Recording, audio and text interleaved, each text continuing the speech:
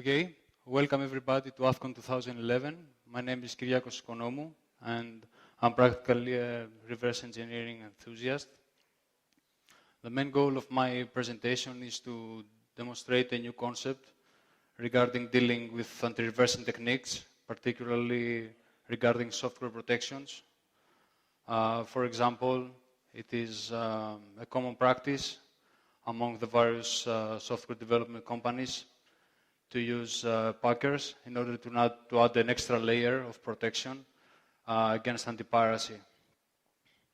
Now, the most sophisticated packers will integrate their code various kinds of anti-reversing tricks.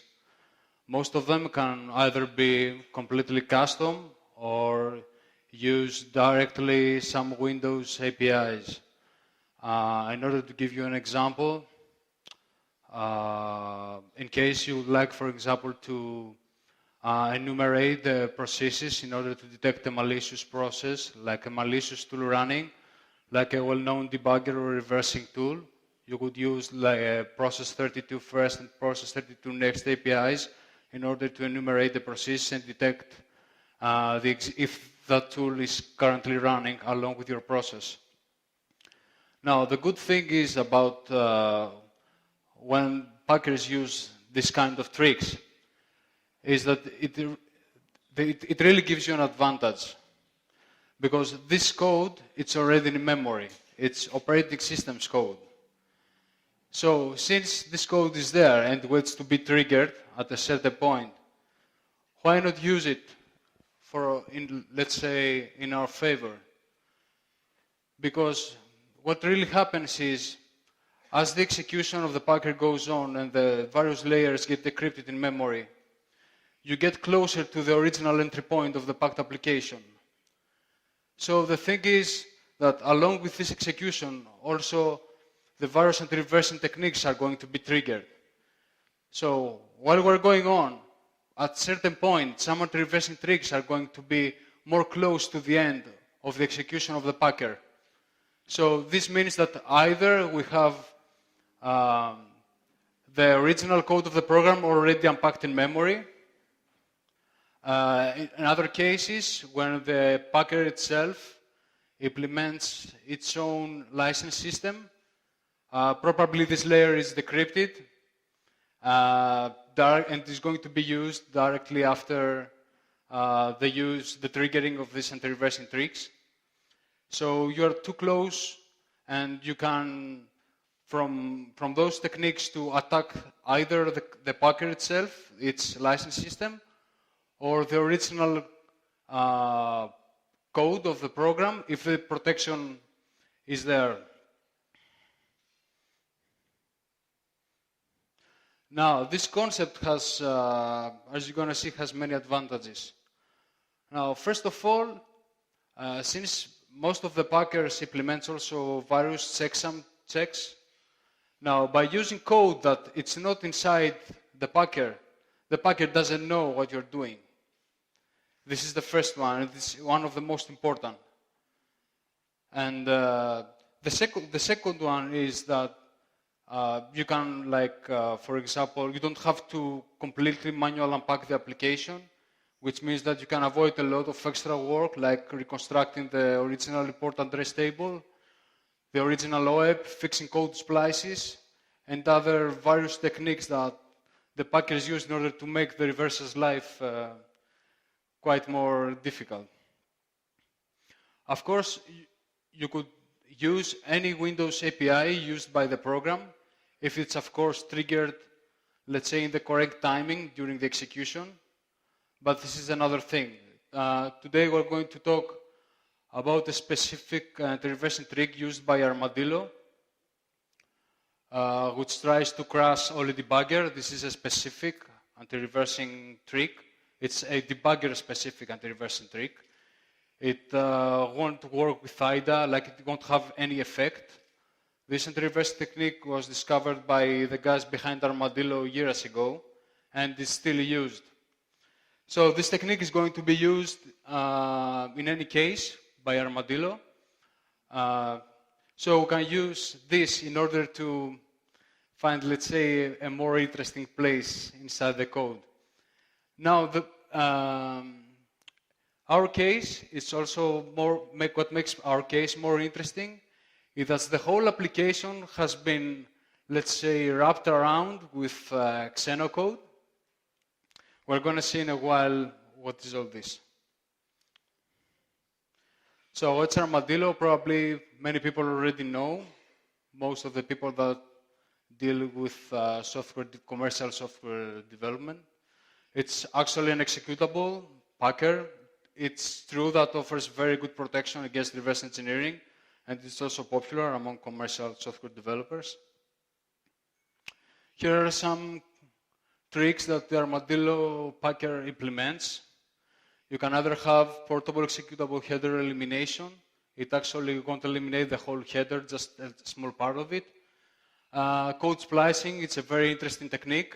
It will actually, during unpacking, while the program gets executed, it gets unpacked in memory. It's going to steal some specific lines of code and substitute them with some jumps into high memory locations. So if you dump the process, some code is, let's say, substituted with jumps to some places.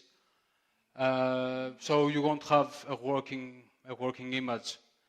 It can either choose to do specific imports redirection, choose to redirect specific pointers of inside the import address table, or either eliminate the whole of import address table. The debug blocker, it's a very interesting feature. It was actually applied as a countermeasure against attaching, because it's a very good idea when you have like a packed application and you see that you can't bypass some tricks during the execution of the packer to let it run and then attach to the process. Now, debug blocker, what it really does is that it forces the application to launch a second process and debugs it in memory while it's running. So the real program is going to run from the second process, which is the child process, which is, while it's running, it is debugged by the parent process. So you can't attach to the second process by ordinary means. Of course, there is a way to bypass this too. The copy mem, it's a very interesting. It was added practically as an extra feature along with debug blocker, because the guys saw that it was very easy in the end to bypass debug blocker. So copy mem works with page guards. So when the execution of the child tries to execute a specific instruction in a specific virtual address range, which has been marked only with, for example, read access, it doesn't have execute access, and an exception is going to be raised, which the parent, which debugs the child, is going to receive this event. It's going to see that we have a memory access violation. It's going to restore back and the original permissions and also decrypt that page. We have also nanomites. Along also this, they have implemented as an extra feature along with debug blocker. Nanomites is a very interesting and reversing technique. It's only used by Armadillo. What Armadillo actually does is substitute some conditional jumps with int3 commands, which are like software interrupts. So while the parent process debugs the application, knows by an encrypted table what actions to take depending on where the exception occurred. Normally, since it will normally substitute only conditional jumps, the parent has to check only the execution flags and redirect the instruction pointer to the child depending on the values of the execution flags. Some other common anti-reversing tricks is just the debugger detection through the common is debugger present. We can have some CRC checksums on runtime. And also, of course, we have a call to output debug string API with strings of this format, trying to crash the debugger. As we said, this will only work with Oli. So what is Xenocode? Xenocode is mostly used for portability. it will actually pack all the dependencies of the operating system dependencies together for a specific program. So you can avoid some issues like DLL shell, or for example, when you want to run your application to let's say to a machine that has a previous versions of some DLLs. So this is mostly used for portability. It can also, as you see, emulate also entire runtimes, like the .NET framework, Java. And this is very important that the virtualized application runs independently from the other software installed on the host PC. Everything is going to be launched in memory or runtime. It's not going to use the, let's say, the DLLs of the operating system it's running on. It's going to launch everything it needs, the application, the virtual machine that the Xenocode uses. So has Armadillo been reverse engineered? Well, the answer is yes. If you're just interested to manual unpack Armadillo, you can go online and find many tutorials about it. But we're not here for that today. Does Xenocode provide any anti-piracy protection? Well, the answer is no, at least not on purpose.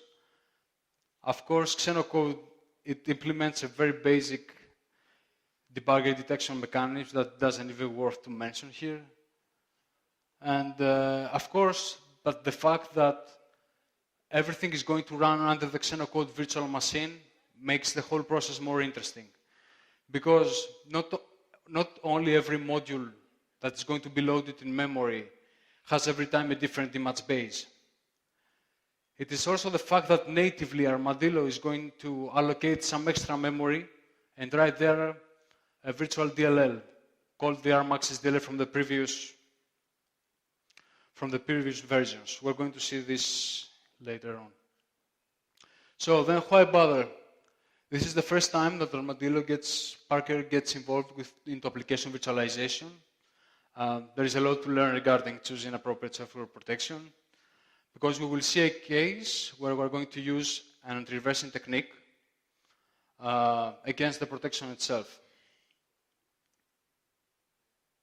So this is a short description of our case.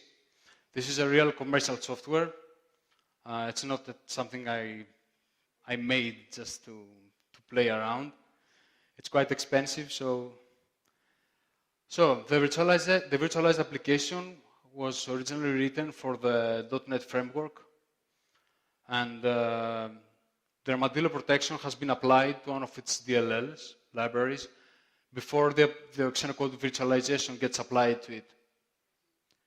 So when we run the application, the Xenocode, as already said, is going to load in memory all the necessary modules, including the Armadillo PackDLL, which is used for the license management, like trial days, remaining license verification, etc.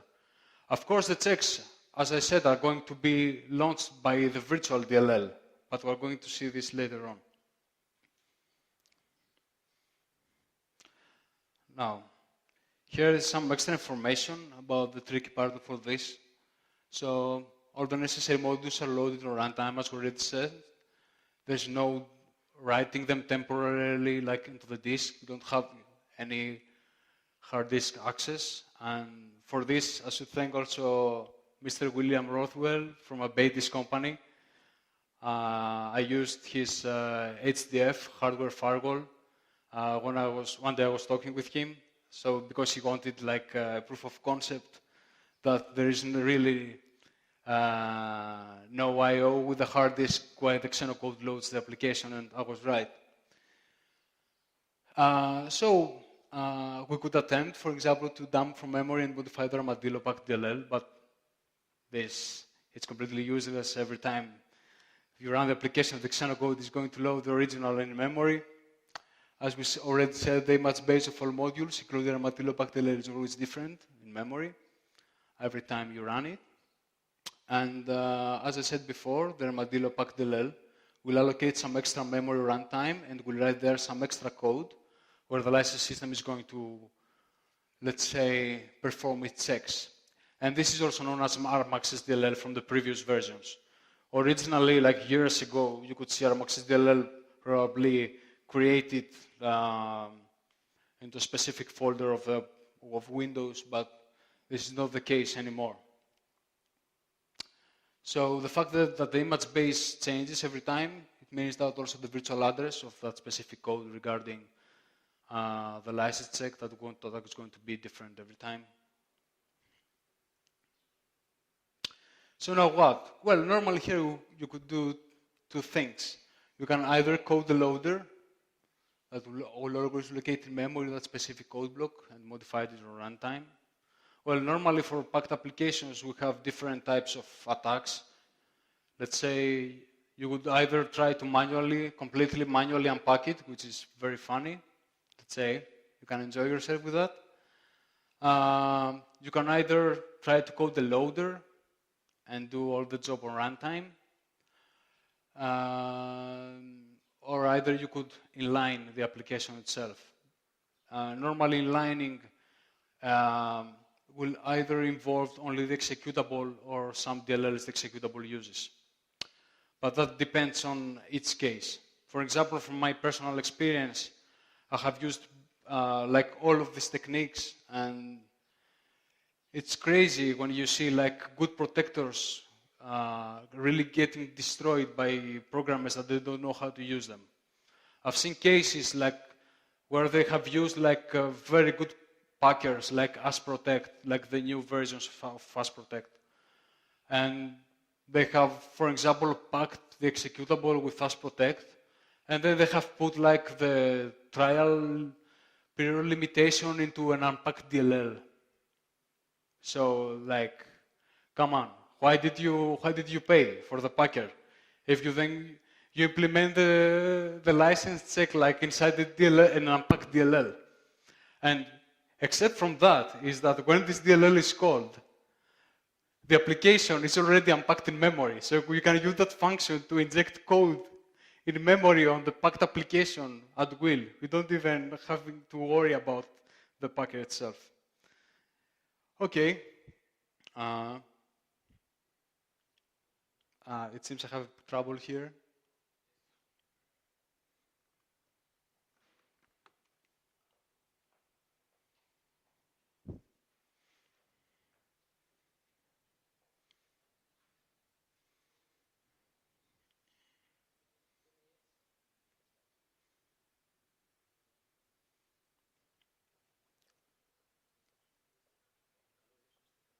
No.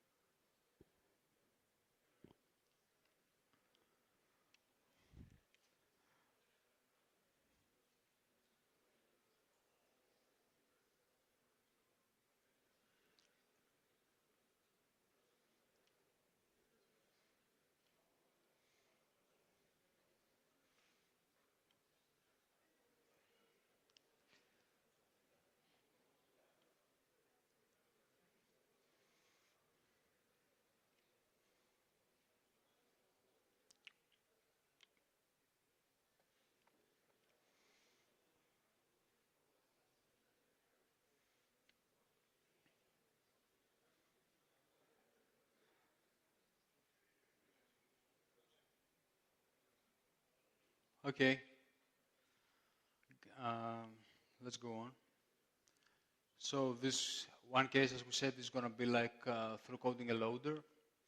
The other one is by trying to write our own inline functions, as we said, like inside the executable itself, and do the job on runtime, which in this case is also more fun to do. So are we inside the protection?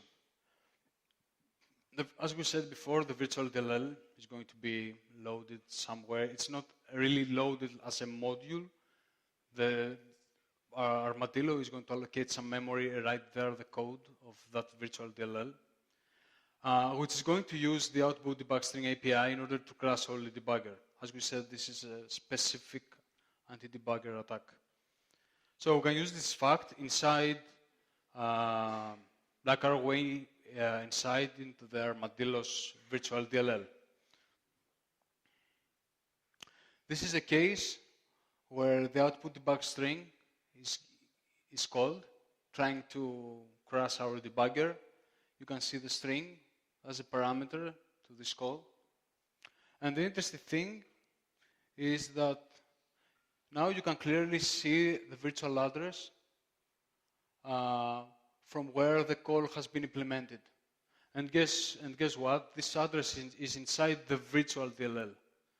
That every time, of course, as all the REST modules is going to be created on runtime, but this is another layer after that, because this is going to be then created by the Armadillo's DLL by allocating some extra memory and writing its own virtual DLL somewhere.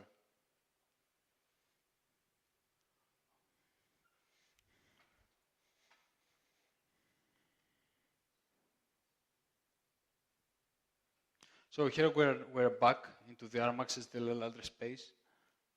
You can see the call to the output debug string API above.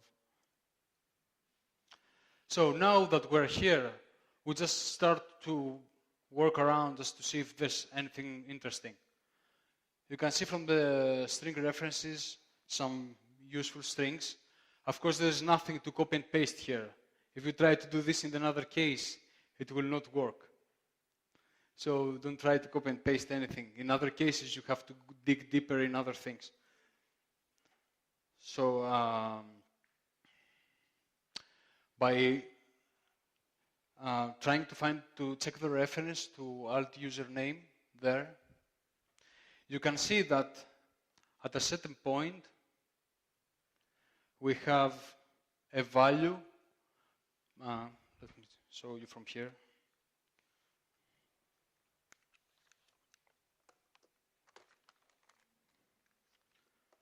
Okay, in this location here, okay, you see that the byte is going to be moved, like going to move the value of a byte to the CL register from a memory location inside the address space of the virtual DLL of Armadillo. And then this byte is going to be saved into, let's say, a local variable.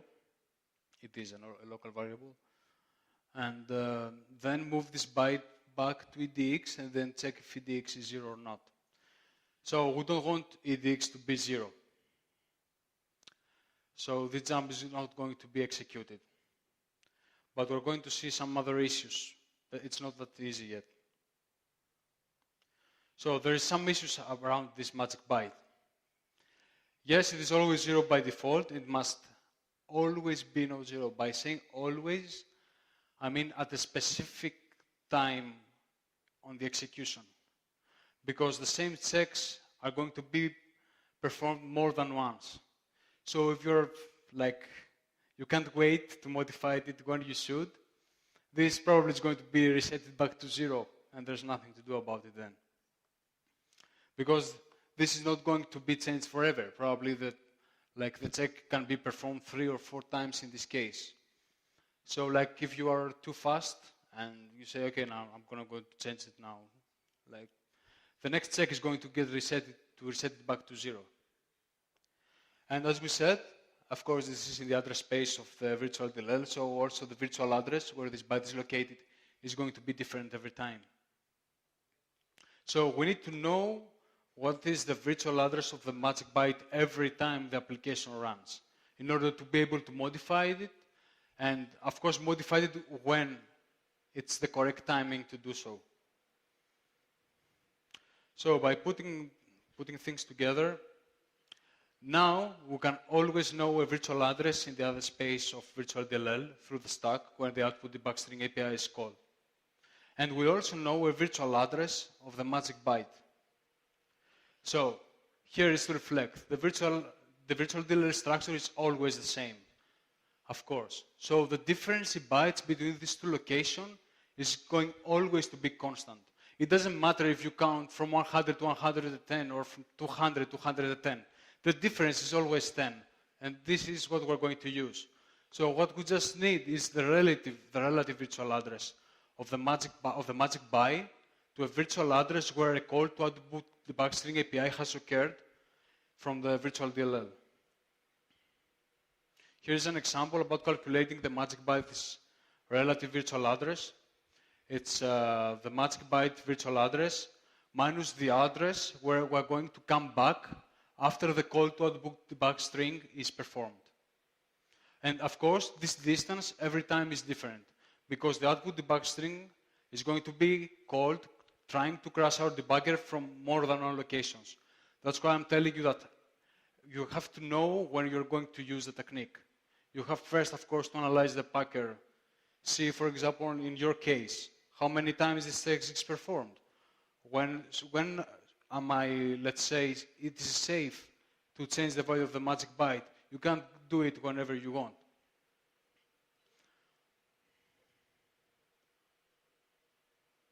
So, some things to keep in mind. The relative virtual address will always be constant if you always refer to the virtual address of the same call to the output debug string from the virtual DLL, because as we said, there are going to be more than one calls. And of course, you work on the same version of.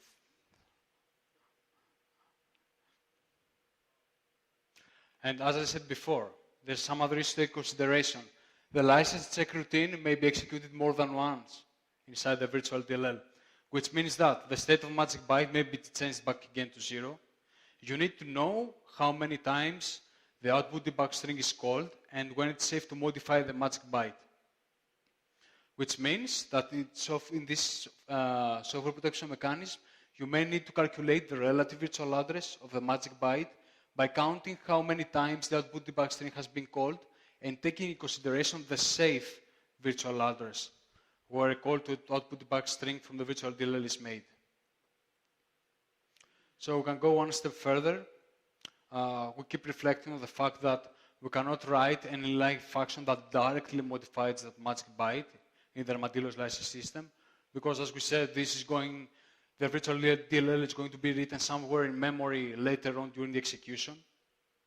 And of course, we need to prepare the first inline function that's going to be executed when we still have control of the execution of the application. Because later, the Xenocode virtual machine is going to take control. So we won't be able to play as we want anymore. So what we're going to do is to somehow exploit the output debug string anti-reversing trick by modifying the API's code inside the kernel 32 DLL or kernel base, depending on Windows version.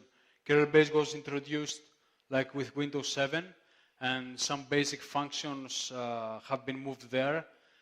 Actually, in the application, you will still see, like, let's say, in the port address table, you will still see that there is a pointer to the kernel 32 DLL, but once you go there, you're going to be directly redirected to kernel base, because the implementation is really there if you are in Windows 7. And as we said, this modification must occur every time on runtime. As we said, we don't use the code of the application. We don't really want to directly attack the code of the application.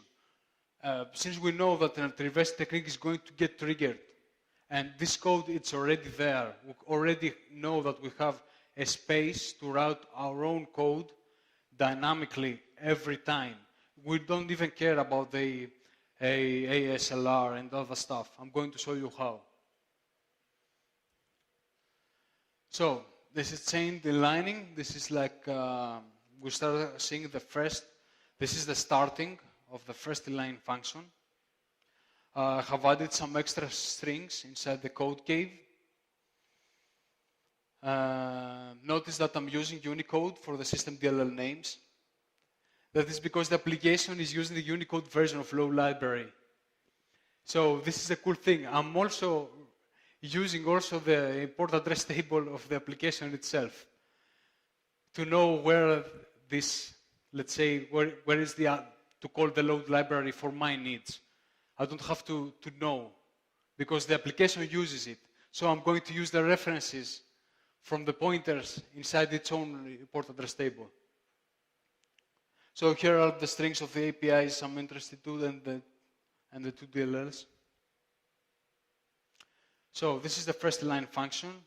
The first 3 lines of code are the instructions that were substituted when I wrote a jump to lead me directly from the entry point to the code cave. Of course, you can also directly modify the entry point inside the header, but it's not like you could do this, but in some cases, as we're going to say later, there are some checksum checks that involve also the header. We don't want this. So we don't want to change the information inside the header. So as I said, the first three instructions are from the original entry point of the application. Then I save the general purpose registers and the state of the execution flags. And my inline function starts getting executed. This is the first line function. This is constantly saved in a code cave inside the application. We're going to see later how you can avoid also checksum checks in case you use this technique. So what I'm going to do first is I need to know in which version the guy is going to run the application. So I'm trying first to get a handle, like to load the kernel-based DLL library. If I manage to do so, it means that I'm on Windows 7, so I don't have to try for the kernel 32 anymore.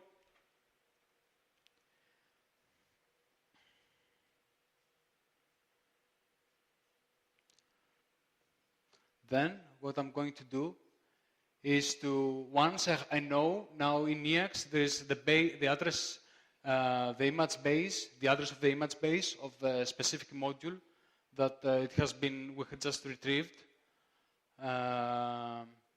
So what I'm going to do is I need this, let's say, this handle. So I'm going to save this value to EAX. And then I'm going to push as a parameter, the output debug string, and the value as a second parameter to get process address. And in this way, I'm going to retrieve, first of all, the address where every time is loaded the output debug string, because as you know, we have the SLR, so every time you have to know where this is. And once I do this, I'm going to save its value to the AD register, and then do the same process again for the virtual protect.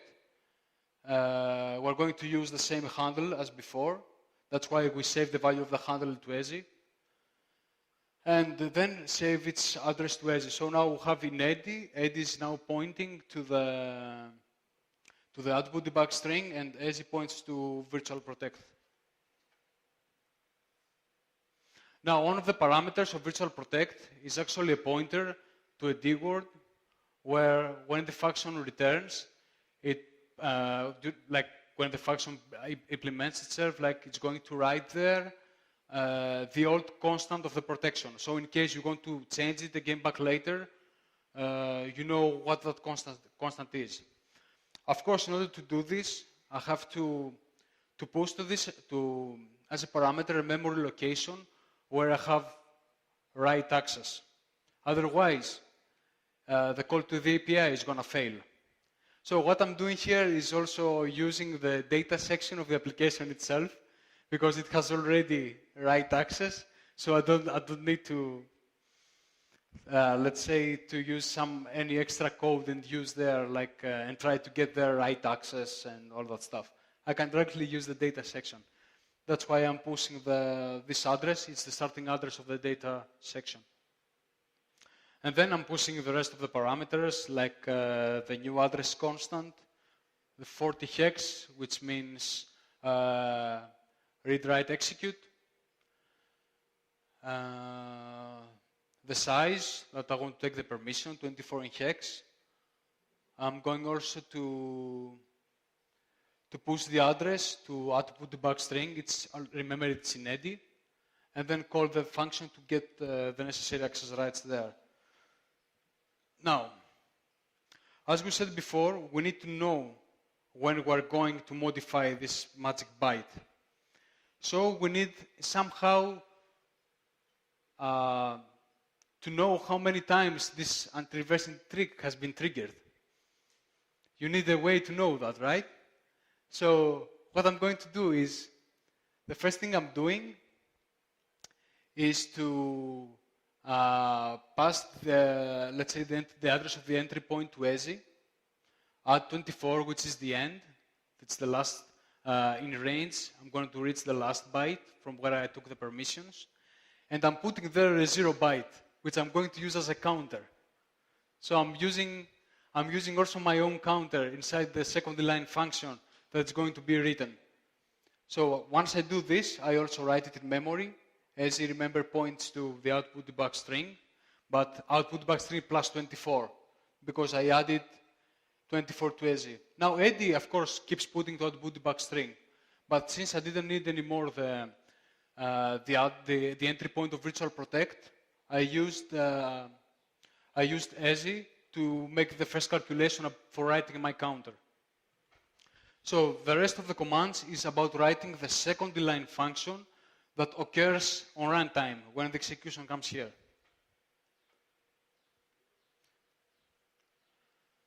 So this is the second line function. This is what we're going to see now after the execution of the first line function. This is how the output debug string API has been modified. Okay, you can see here my counter. Every time this reversing trick is going to be triggered, it's going to save the state of the general purpose register and the state of the execution flags. And I need to do this the third time this anti-reverse trick gets triggered in my case. So the first time it gets executed, I'm adding 1 to my counter. It's going to check if the counter is 3. If it's not, it's going to restore back the registers and go back. And when this reaches 3, I'm going to retrieve from the stack, from the address where the stack pointer points to, plus 24 hex, going to retrieve this value, because at that point, there is the return value. It is stored the return value back from the output debug string to the ARM-access DLL address space. And I'm going to add the constant that I know that from that return address, after the third time, this is the distance of between the return address to the ARM-access DLL address space and to the magic byte. And then, now I will have the address of the byte, and I'm going to change this to 1. You are going to see this later. So this is a small conclusion, like that a software protection that is good for one case may not suit your needs. It is true that it was considered the software crackable. I still take requests about this thing.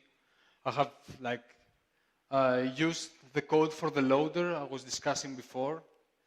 Some people already use it. But I thought it was more fun to solve this technique. Like, if you can really use this method also in other cases, why do you have to write a loader specific to this application? When you can use this concept to defeat different types of packers. And the good thing is that the packer won't even notice what hit it. So regarding the checksum checks, because somebody would say, okay, the first line function is saved inside the executable. So the packer can check about checksums, right? Yeah, okay, the packer can check about checksums to see if I have modified the application before I change the code of that system API in memory. Okay, the first good thing is that a packer will never rely on a checksum depending on the code of some Windows API. Because this code can change at any time in any future update. So you are safe with that. The best thing that the packer could do, like after seeing this, is let's say, okay, now the common entry point For example, for this API, we know that it's like move eddy. So what I'm going to do is to check if this instruction is first. But of course, this is stupid because I can always keep the second instruction and, and modify and jump to another location.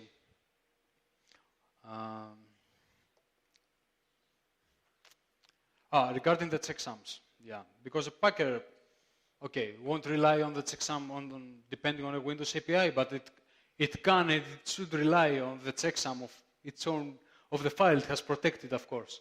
Many packers implement checksum checks, including asprotect, AC protect, Armadillo from the standard protection options and above, and many others, of course. So what you can do is, as you saw, I modified the API. So every time it gets executed, my code gets executed, and not the real anti-reversing trick. But what you can do is that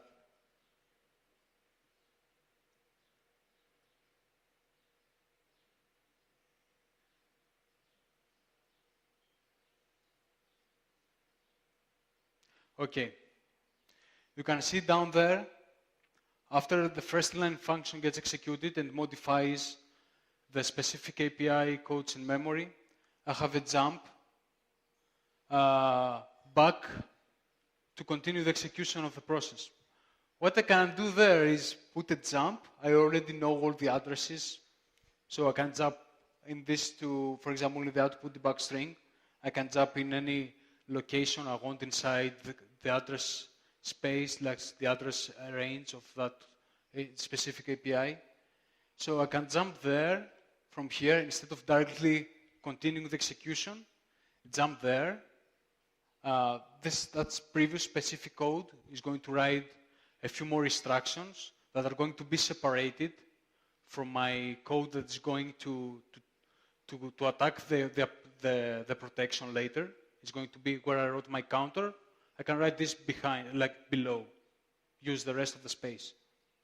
And this is also a very good thing that output debug string API, it also provides a very good space where we can really write some extra code like without problem. So instead of jumping back and starting like directly executing the rest of the application when the first line function has written the second one in memory, I can jump to another location below inside the code where I will have written some extra code, and that code is going to clean all this. And then jump back to the entry point. So when the packer is going to check about in memory there are modifications, it's not going to check, it's not going to find them. Of course, there are going to be modifications regarding the file. But of course, you can also patch this. Like, you can do anything you want. Usually, the packer is going also to check as an extra layer of protection for modifications or runtime. Which, of course, is more effective, because in this way you can also detect software breakpoints in this way. Because a software breakpoint is going to alter your code in memory. You don't really see that, but it alters the code in memory. It substitutes the byte with a CC hex byte. So if a checksum is going to be implemented, it's going to get triggered also by using breakpoints. Okay. I have also prepared a video just to demonstrate this. What I wanted to add is that, yeah, it's true that the packers, like the companies, totally rely on the packers, the commercial packers, and this is not bad because many of them are very good, but I think it's better to add some extra layer of protection inside your code itself. But it seems that nobody does this. So it was the main presentation. So now we're going to see a small video about that.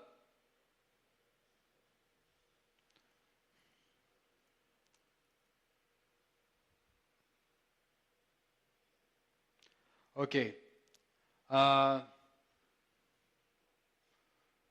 don't want to see any recordings while I'm showing the video because this is a commercial application and I don't want anybody to take screenshots now because we didn't have the time to fix this. So I want you to respect the fact that this is a commercial program. So this is the original one. You see that it has already expired. So let's try to see what we can do. This is the one I have implemented. Okay, let's stop here. So you can see up there, it's the entry point. There is the jump down to my code cave.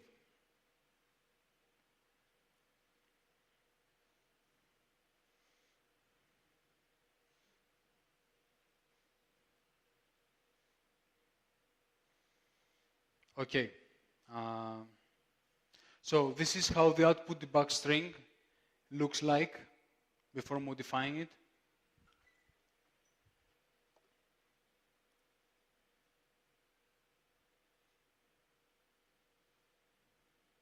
So here's the code. We execute the instructions. We retrieve the addresses. You can see this. We save the address of output debug string every time runtime to AD. Then we do the same. We retrieve the address of virtual protect, and we're going to save this in ASI for later use. So we have the address of these two APIs we're going to use.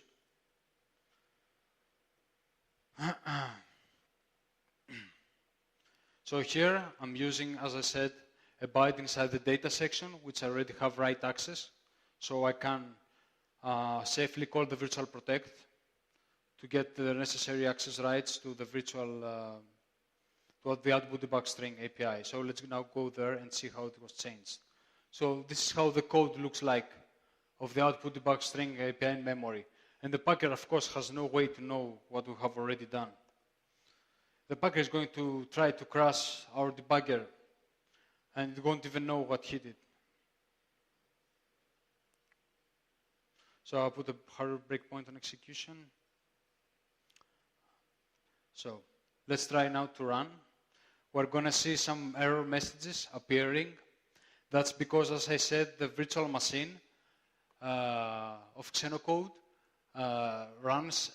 loads everything in memory, so all debugger captures the event that a module has been loaded, but can't find the module nowhere in the hard disk. So can't find it, analyze it, so it keeps triggering some, okay, this is the first time the virtual address DLL is going to try to crash our debugger. You see the first address from where it's called. We run again. You see here, we're going to check to this address here, which is 0. So this is our counter, as we said before. Now it's going to it became 1. Of course, it's not 3, so our inline function is not going to be triggered yet. We don't want this. This is the second time. The output debug string API has been called from a different address again.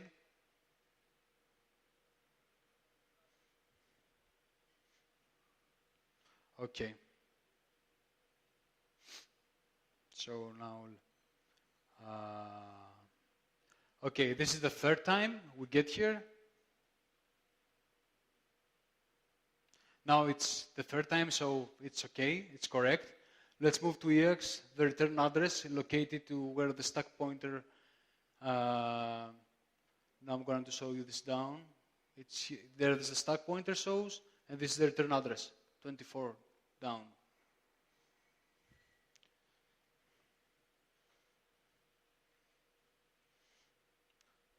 So let's go to this address.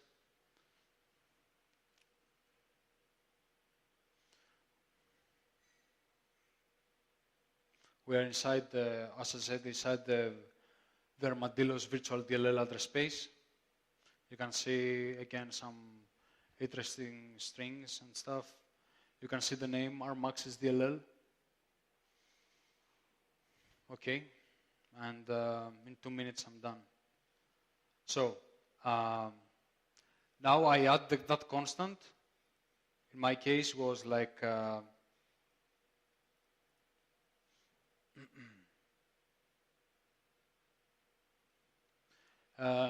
that constant there from the third return address when after 3 times the call to output debug string has been triggered.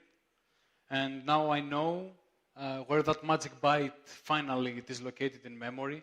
The application is going to, of course, do this automatically every time. That's what our first inline function does. It writes the second one stays in memory and waits for the anti-reversing tricks to get triggered. But instead of that, our thing is going to be executed. So you're going to see that this is going to be changed to 1, and here it is. And now we can remove the hardware breakpoint. We don't need this anymore. And run the rest of the application. We're going to have again the same thing about the debugger sees that captures the event of loading a module but can't find the module.